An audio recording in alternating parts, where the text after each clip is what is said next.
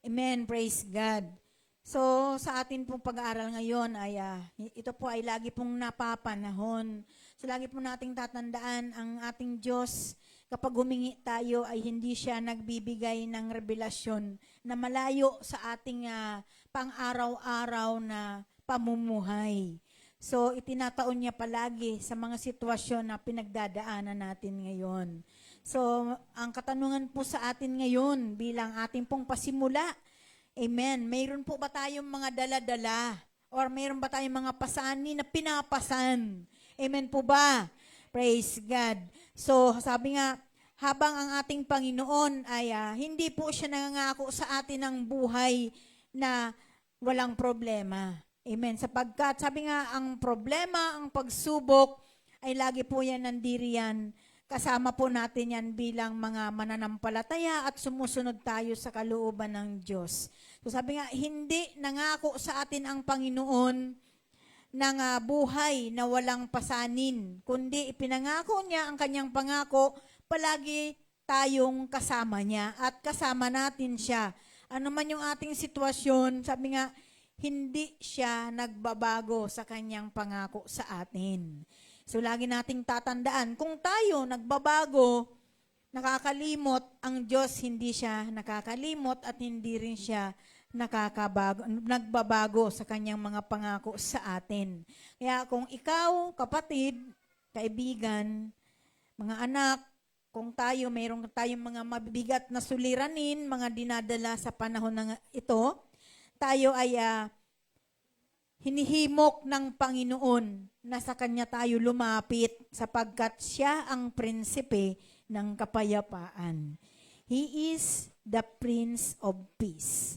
So, sa ating pong pag-aaral ngayon, tayo po ay tumutok sa isang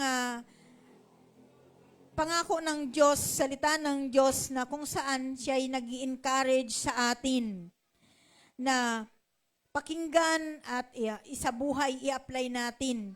Ito ay salita mismo ng ating Panginoong Hesukristo bilang comfort, bilang pagpapaalala sa kanya mga alagad nung panahon bago siya ilitisin doon sa krus ng Kalbaryo.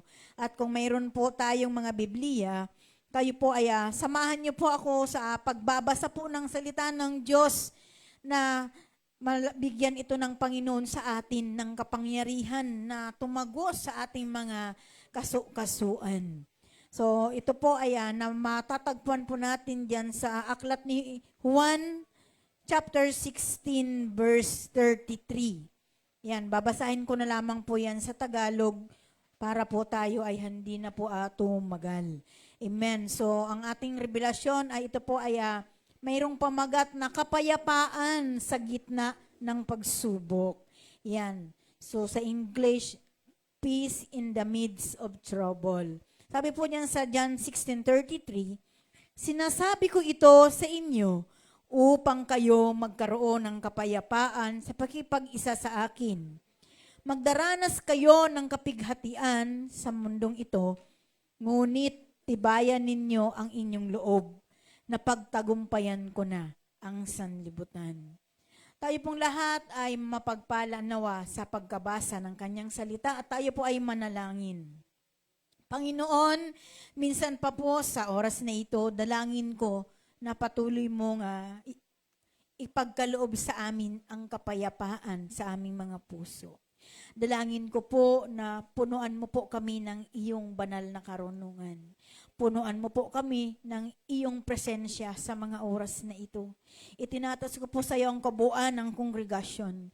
Mula sa hulihan, sa unahan, sa kanan at sa kaliwa, dalangin ko po, O Diyos, na patuloy mo kaming pagkaisahin sa iyong espiritu at ipamalas mo po sa amin ang kapayapaan na nagmumula sa iyo.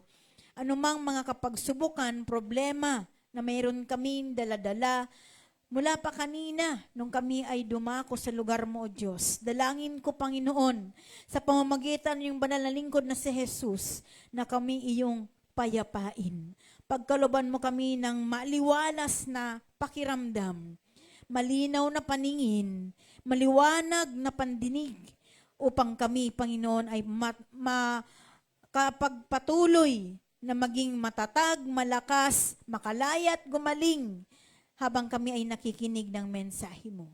Mula po sa oras na ito, akin pong itinataas sa iyo ang kabuuan ng lugar na ito. Nabalutin mo ito ng iyong kapangyarihan. Patuloy mo itong ilayo sa mga plano at patibong ng demonyo sa aming mga kapaligiran in the name of Jesus. Aming pinapakawalan, aming isinasaayos anumang mga kaguluhan, ingay sa aming paligid. Sa pangalan ni Jesus, winawasak, inaalisan namin ang kapangyarihan ito na walang sino mang makapagbigay ng atensyon mula sa ingay sa kadiliman sa pangalan ni Kristo Jesus. Tikumin mo po anumang mga klase ng ingay sa aming kapaligiran in the name of Jesus.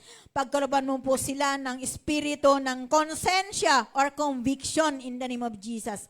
At lagyan mo ng angkla ang kanilang mga kamay upang hindi sila makagalaw, magkaroon ng pag-iingay habang kami nakikinig ng pangangaral ng salita mo. Salamat po Panginoon sa hapong ito. Mahayag ka sa aming buhay, mahayag ka sa aming kalagitnaan at maitaas lamang namin ang iyong dakilang pangalan. Salamat po Panginoong Hesus sa oras na ito. Ang lahat ng ito'y ibinabalik namin sa iyo sa pangalan ng iyong banal na lingkod na si Jesus. Amen. Palakpakan nga po natin ang ating Panginoon. Praise the Lord. Hallelujah! Tunay nga na mabuti po bang Diyos? Yan, salamat sa Panginoon at tayo po ay magpatuloy po sa ating pong pag-aaralan nang sa ganon. Mayroon po tayong matutunan at mai-apply natin ito sa buhay natin. So, as I've said, sayang po yung ating pagpunta kung tayo ay mananatiling tagapakinig lamang. So habang tayo nakikinig, iisipin nating mabuti, how can we apply this in our life? So paano natin i-apply ang mensaheng ito sa ating mga buhay upang nang sa ganon, tayo ay tumatag, tayo ay tumapang. Amen. Hallelujah. Sabi po dito sa ating pag-aaral, kung bibigyan po natin ng pakahulugan yung mensahe ng Panginoon sa atin ngayon, mayroon tayong 3 bagay na makikita dito na kung saan mula sa talatang ito ay nagsasalita sa atin ng mas marami patungkol sa tunay na realidad ng pagsubok sa mundong ito. At yung sabi nga, yung walang hanggang pangako ng Diyos, pangako ng kapayapaan at katagumpayan sa pamamagitan ni Kristo Jesus. Amen. So bibigyan natin ng punto ang bawat bagay na makikita natin mula sa binasa nating talata na kung saan bigyan natin ng kahulugan ang number 1 na points na kung saan ito yung the reality of trials or pagsubok. The reality of trials and sorrows, yung kalungkutan na kung saan makikita natin mula diyan sa sinulat ni Apostol Juan sa chapter 16 verse 33 na ang sabi diyan that here on earth you will have many trials and sorrows. So Jesus spoke this to his disciples during the Last Supper.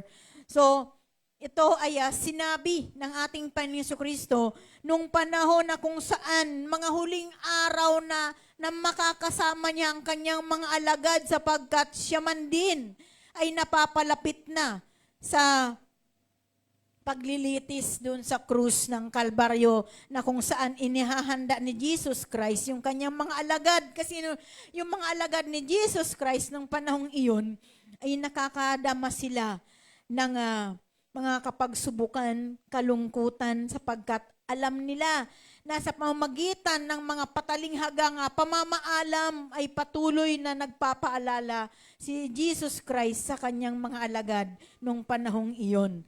At sa kasalukuyan hanggang sa nasa panahon na natin ngayon, dapat nating lakaran yung mga paalala ng Panginoon nung panahon na siya ay nagmiministeryo sa lupa. Amen. So, sabi nga, during that Last Supper, Jesus prepared them for the challenges ahead. So yung mga hamon ng paparating na kapag subukan, amen, so matapat na ipinaliwanag ng ating Panginoong Hesukristo na sa darating na panahon mayroon kayong mararanasan na kahirapan. Amen. Sabi niya,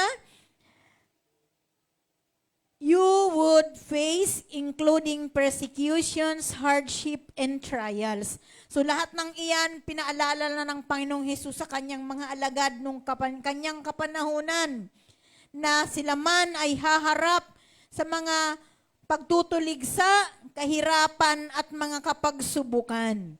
Kaya sabi nga ni Apostol Santiago, mga kapatid, magalak kayo kapag kayo nakaranas ng iba't ibang uri ng pagsubok.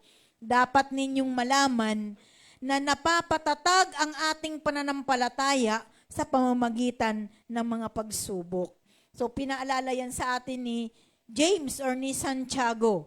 He encourages believer to view trials as an opportunities for growth. So sabi ni Apostol Santiago, dapat ang pananaw natin sa mga pagsubok, isa itong oportunidad para sa atin paglago. Amen po ba?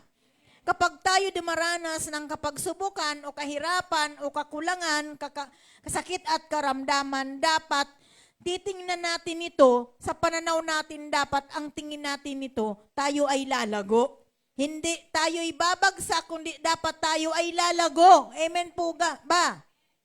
Sabi nga, when we say trial, ibig sabihin nito, mayroon itong katawagan sa Greek word na kung saan tinawag nila itong pierasmoes. Yan, sa salitang Grego, ang pagsubok ay tinatawag na pierasmoes. Parang may salitang pagiging Kastila. Amen po ba? Which indicates test or temptation. Yan. So, pinapahiwatig nito na mayroong mga pagsubok at mayroong tukso. Kaya si Santiago or si James, he emphasized that such experience are integral. So, ibig sabihin, pag sinabi nating integral, mahalaga. Essential siya or necessary to develop our spiritual maturity. So, ibig sabihin, kapag mayroon tayong ganitong mga pinagdadaanan, ito ay makatutulong sa atin upang tayo ay umunlad, maging tumanda yung ating spiritual na aspeto sa buhay. Kasi alam niyo po ba, kalimitan po, kung mapapansin po natin, kahit po matagal na sa ministry, minsan bata pa yung kanilang spirituality. So, pag dumating yung pagsubok sa kanilang buhay, may panahon ng tumitigil. May panahon na sila'y urong-sulong na maglingkod. Bakit? Bata pa yung kanilang spiritual. Hindi pa lumalago, hindi pa tumatanda. Pero naman sa dami ng kapagsubukan na pinagdaanan, sila ay matatag na. Amen po ba? Kaya may pagsubok man, may sakit man o karamdaman man, nagpapatuloy. Amen po. Kaya kung papansinin natin, sabi din sa 1 Peter chapter 4, 12-13, ang sabi dito, mga minamahal, huwag na kayong magtaka sa mabibigat na pagsubok na inyong dinaranas na para bang ito'y di pangkaraniwan. Amen po ba?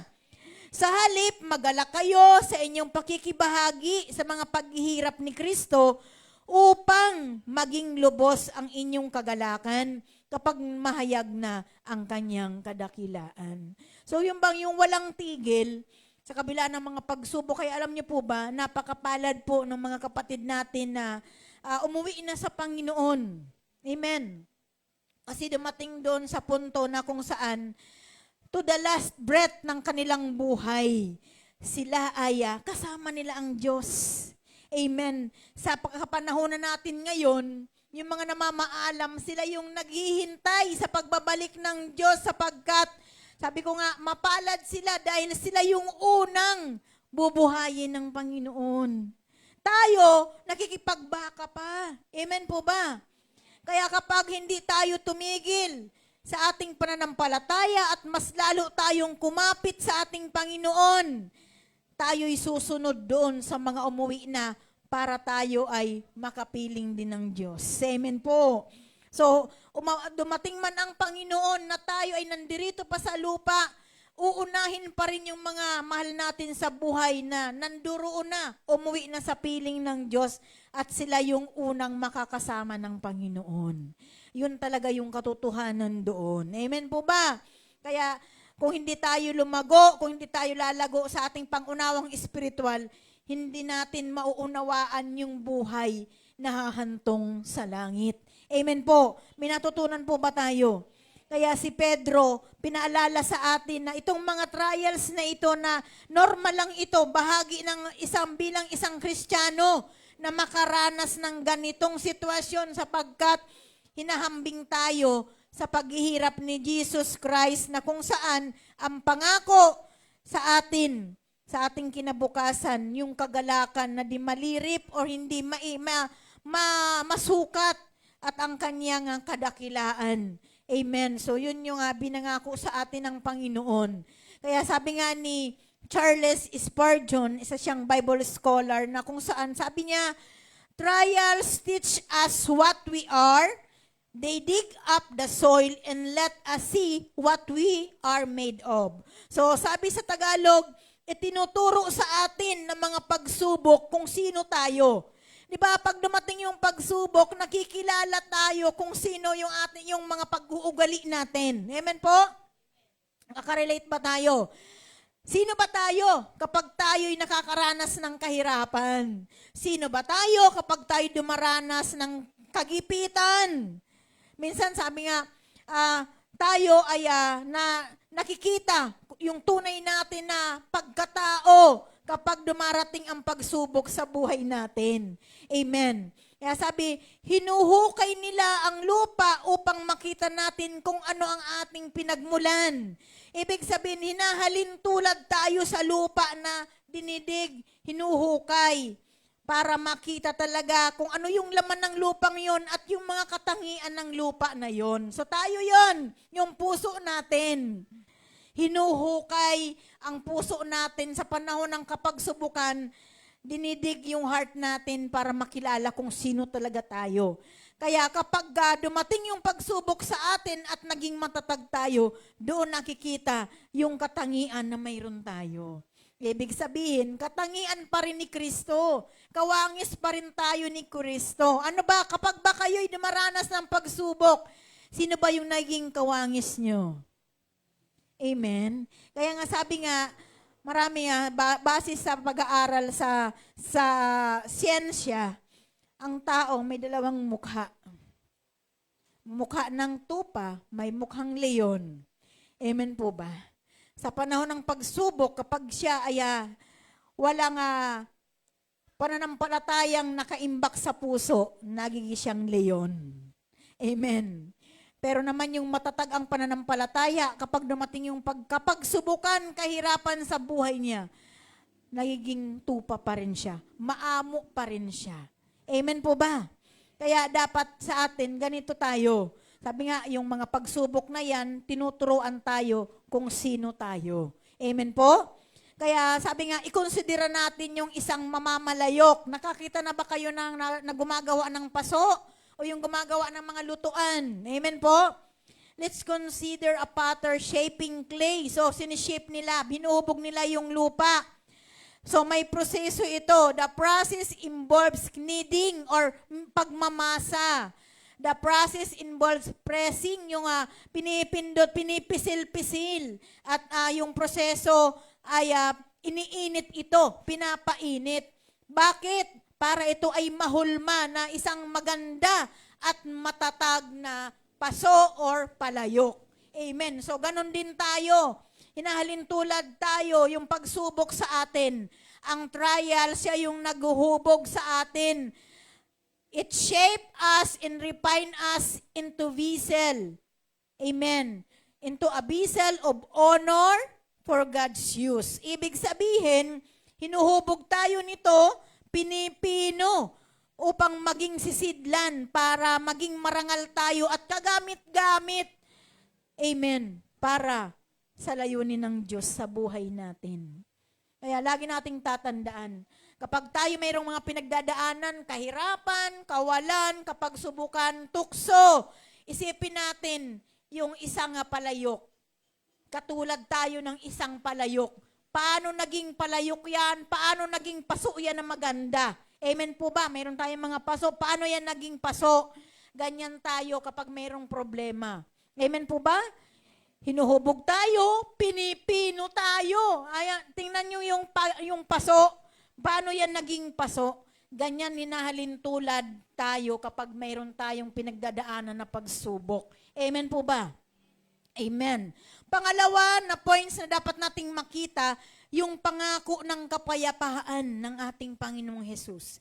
That's the promise of peace in Jesus. Sabi niya sa John 16:33, sinabi ko ito sa inyo upang kayo magkaroon ng kapayapaan sa pakikipag-isa sa akin. O kung bakit pinaalala ni Jesus Christ sa kanyang mga alagad na makakaranas na ng pagsubok, mga tukso, sinabi niya ito para maging aware gagawin. This peace is not the absence of trouble, but the profound sense of calm and assurance in Him. Sabi nga dyan, ang kapayapaang ito ay hindi ang kawalan ng problema, kundi ang malalim na pakiramdam ng kapayapaan at pagtitiwala. Today, sa prayer natin, Lord, do not let our heart be troubled. Kasi kapag may problema yung puso natin, mamawala tayo sa ating focus. Amen po ba? Pag ang puso nagka-problema, nawawala ang focus. Kaya mas maganda kapag may problema ang puso, I'm asking Him with thankful heart. Sabi sa Tagalog, huwag daw po tayong mabalisa tungkol sa anumang bagay. Sa halip, hingiin natin sa Diyos ang lahat ng ating kailangan sa pamamagitan ng panalangin may pasasalamat. Amen.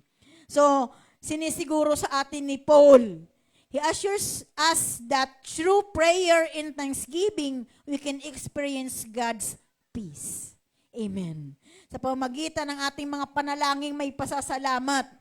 Amen po ba? Yung iba kasi sa atin, hindi na tayo makapanalangin, hindi na tayo makapagpasalamat kapag nakapokus tayo doon sa kung ano yung sitwasyon natin. Amen po? Amen. Sabi ni Paul, sa pamamagitan ng panalangin na mayroong pasasalamat, tayo'y makakaranas ng kapayapaan na kung saan hindi ito kayang maunawaan ng tao. Minsan sinasabi, bakit ang taong yan punong-puno ng problema, bankrupt na, bumagsak na, nagmay sakit pa, bakit masaya pa rin, nakangiti pa rin? Dahil po sa hindi tayo na maunawaan ng tao sapagkat yung ating nararanasang kapayapaan ay hindi bigay ng tao, kundi bigay sa atin ng Diyos. Amen po ba?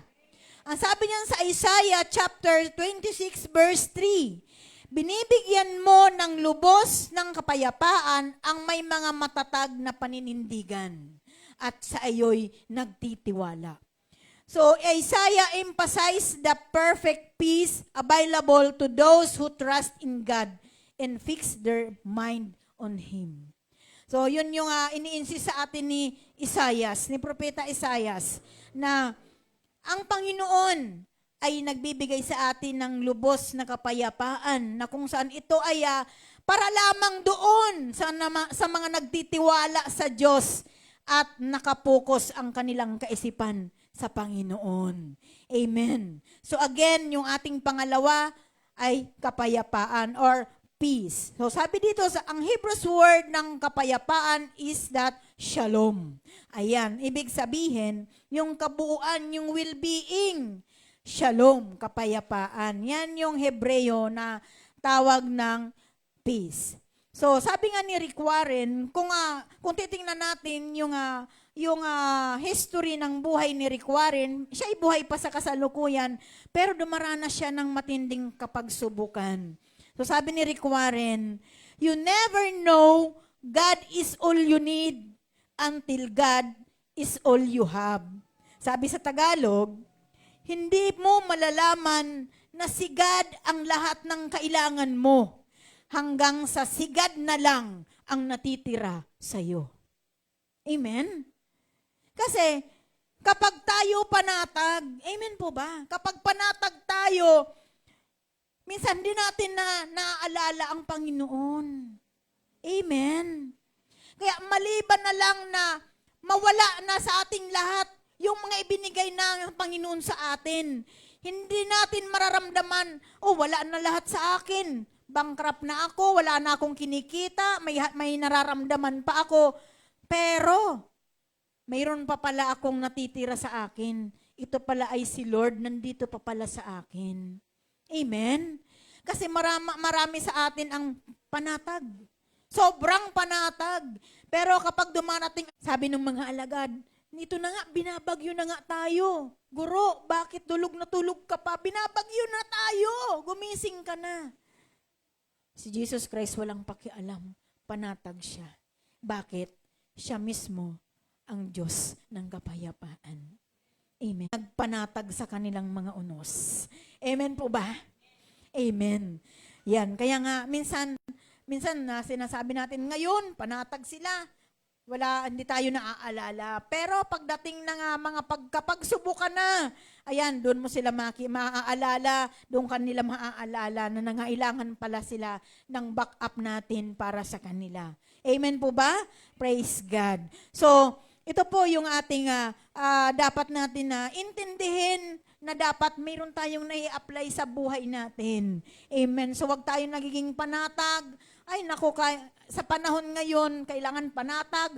Sabi nga, aanhin ko bakit ako mamugulumihanan? Punong-puno naman ang bulsa ko. Amen po ba? Alam niyo po ba, sa kasalukuyan ngayon, ako ang bulsa ko, ang laman pasanin. Kayo, anong laman ng bulsa niyo? Siguro may pera or kaya may pasanin din. Pari-parehas tayo mayroong mga dalahin. Amen po ba? Ngayon, ang bintahi lamang sa atin na mayroong tiwala sa Diyos sapagkat kilala natin kung sino yung hihingaan natin ng kapayapaan. Yung iba naman, panatag sila kasi wala na silang mapaglagyan ng kanilang kayamanan. Yung iba naman, panatag sila kasi mayroon silang Diyos. Wala man silang yaman, wala man silang pera, may Diyos naman silang tapat na pinaglilingkuran, na hindi nagbabago. God who cannot break His promises. Hindi niya binabali yung pangako sa atin. Amen. Minsan bumabali tayo ng pangako sa Diyos, ang Diyos hindi niya magawang bumali ng pangako sa atin. Ganon katapat ang Diyos. Amen po ba? Number 3, the assurance of victory through Jesus. Sabi diyan sa John 16:33, but take heart because I have overcome the world. Tibayan ninyo ang inyong loob na pagtagumpayan ko na ang sanlibutan. Ibig sabihin noon, sinabi ng Panginoon sa atin na lahat ng mga pinagdadaanan natin, kung paano siyang nakapanagumpay dito, dapat na pagtagumpayan din natin ito sa pamamagitan ng ating Panginoon. Hindi natin kayang pagtagumpayan ang anumang pinagdadaanan kung hindi sa tulong at habag ng Diyos. Not our by might. Ibig sabihin, hindi sa pamamagitan ng ating lakas. Amen? Sikaraya 4:6. Kundi sa tulong at habag ng Diyos at ang kanyang Espiritu, tayo'y makakapanagumpay. So si Jesus, He concludes us that the triumphant declaration of His victory over the world sa pamamagitan niya. Kung paano siyang nakapanagumpay, makakapanagumpay din tayo. Wala tayong pagsubok na pinagdadaanan o pagdadaanan o mga hirap man o kapighatian man na hindi natin kayang mapagtagumpayan dahil lahat ng tao mayroon yan. Amen po ba? Sabi diyan sa Korinto, lahat, anumang sitwasyon mayroon tayo, mayroon ang lahat ng tao. Sabi nga, kapag wala kang pinagdadaanan, abnormal ka. Amen. Kaya lahat tayo, hindi natin pwedeng sabihin, ay kayo lang yun, kami walang pinagdadaanan. Ang katotohanan, sabi nga, hindi natin through us because God used us to be a channel of vessel of peace sa kanila. Amen po ba? Sabi niyan sa Romans 8:37, sabi niya, hindi sa lahat ng mga ito, tayo'y siguradong magtatagumpay sa pamamagitan niya na nagmamahal sa atin. Sino itong tinutukoy dito ni Paul? Si Jesus Christ. Lahat na, sabi nga, lahat naman tayo pagtatagumpayin. Amen po ba? Sa pamamagitan ni Jesus Christ, sapagkat mahal na mahal tayo ng Diyos. Amen. Paul affirms that believers are more than conqueror through Christ. Naniwala ba kayo doon na mas sigit pa tayo sa mananagumpay? Amen. Again, the Greek word for victory is that hypernicomen. Ayan. So sabi dito, Greek word ng tagumpay or mananagumpay is that hypernicomen. Ayan. So ibig sabihin, lagi nga islang. So lubos at ganap na tagumpay. So yan. So yung mga Grego kasi nung panahon kasi noon, as in talaga hindi natin maunawaan yung kanilang mga sinasabi maliban na aralin natin. Amen. So kaya kailangan din natin na matutunan kung ano yung mga kasi nung panahon na yun si Jesus Christ sa kanyang pangangaral na-encounter niya yung iba't ibang uri ng lingwahe. Kaya doon sa mga lingwaheng yun maging sa mga inaaral natin ngayon na salita ng Diyos, ay mayroon pa rin mga Greek word, Hebrews word na dapat tayo na matutunan din paminsan-minsan. Amen. So sabi diyan sa 1 John 5:4-5, ang sabi diyan, sapagkat napagtagumpayan na ng mga anak ng Diyos ang sanlibutan at nagtagumpay sa pamamagitan ng pananampalataya. Kaya kapag wala tayong pananampalataya, hindi tayo mananagumpay. Kayo ba'y may pananampalataya? Kaya mananagumpay tayong lahat. Sino ang nagtatagumpay laban sa sanlibutan? Ang sinumang sumasampalataya na si Jesus ang anak ng Diyos. Kapag hindi tayo naniwala na si Jesus Christ ay anak ng Diyos, hindi sila mananagumpay. Sapagkat si Jesus Christ, napagtagumpayan niya na ang sanlibutan. Mapagtatagumpayan natin lahat ng mga pagdadaanan natin sa pamamagitan niya, sapagkat napagtagumpayan niya na ito. Amen. Kaya itinuturo sa atin ni Apostol Juan na kung saan ang ating pananampalataya kay Jesus, yun yung gumagarantiya na tayo ay mapagtatagumpayan na natin ang sanlibutan. Kung paano napagtagumpayan ni Jesus Christ. So again, lagi nating tatandaan na tayong lahat mananagumpay sa pamamagitan ni Kristo Jesus. So tingnan natin yung Greek word ng victory. Ang sabi dito, Nike. Yan. So kung kapag matigas yung ating pagbasa nitong Greek word ng victory, ang pronunciation nito ay yung, alam mo ba yung brand ng sapatos? Nike. Diba? Nike. Pero sa Greek word, ang victory is Nike. Yan. Ibig sabihin, mananakop, matagumpay. Yan. Yan ibig sabihin ng Nike. So sabi ni Tony Evans, if all you see is what you see, you will never see all there is to be seen. So sabi niya sa Tagalog, kung ang nakikita mo lang ay ang nakikita mo, hinding-hindi mo makikita ang lahat ng bagay na dapat makita. So ibig sabihin, sa quotes na ito, kung lilimitahan lang natin yung ating mga nakikita, kapag tayo dumaranas ng pagsubok, pag nakikita lamang natin yung sitwasyon natin, hindi natin makikita yung iba pa na dapat nating makita. Mayroon pa palang kaparaanan ang Diyos na ibibigay sa atin para magawa natin. Amen po ba? Amen. Sabi dito, this quote points us out that limiting our perspective to only what is immediately visible, it prevents us from discovering the greater possibilities and realities around us. So kung tumitingin lang tayo doon sa nakikita natin at hindi natin titingnan yung mga bagay pa na dapat nating makita, mahadlangan nito yung mga posible pang bagay na dapat nating gawin at yung katotohanan, yung realidad kung ano yung ating mga nasa palibot na pinagdadaanan natin. So, wag nating limitahan. Palawakin natin yung ating pananaw sa ating mga pinagdadaan ng sitwasyon sa buhay na ito. Amen po ba? Sabi nga, kapag na-imagine natin yung takbuhin, yung race, di ba? Di ba? Sino yung nagdadala ng victory doon sa team para sila ay maging panalo? Di ba yung mga finalist? Di ba yung mga finalist na runner? Amen po ba? Si Jesus Christ, sa ating takbuhin, siya yung final runner. Siya yung tumatakbo para sa atin. Amen po ba? Kung doon sa mga tumatakbo, kung bakit sila nananalo, it's because mayroong grupo sa kanila na naging finalist, natatakbo para mayroong manalo. Amen po ba? Sa ating takbuhin bilang isang mananampalataya kay Kristo, siya yung ating taga-takbo. Siya yung nangunguna sa ating takbuhin. Siya yung sumisigurado sa atin na tagumpay tayo. Amen po ba? Despite the challenges faced along the way, Jesus Christ is the final runner. So, si Jesus Christ yung ating mananakbo. Tumatakbo tayo, ibig sabihin, siya yung nasa unahan natin. Anumang mga sitwasyon mayroon tayo, nasa unahan natin si Lord. Amen po ba?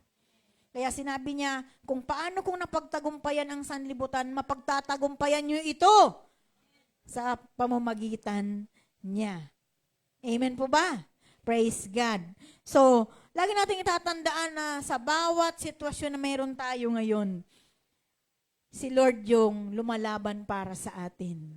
Amen? Si Lord siya yung bumabaka sa lahat ng ating mga pinagdadaanan. Akala natin hindi kumikilos ang Diyos. Kasi may mga panahon na tila tahimik siya. May mga panahon na tila hindi natin ramdam na nandyan siya. Kaya minsan sinasabi natin, Lord, magparamdam ka naman. Ang katotohanan, si Lord, from a distance, is watching us. He is guiding us.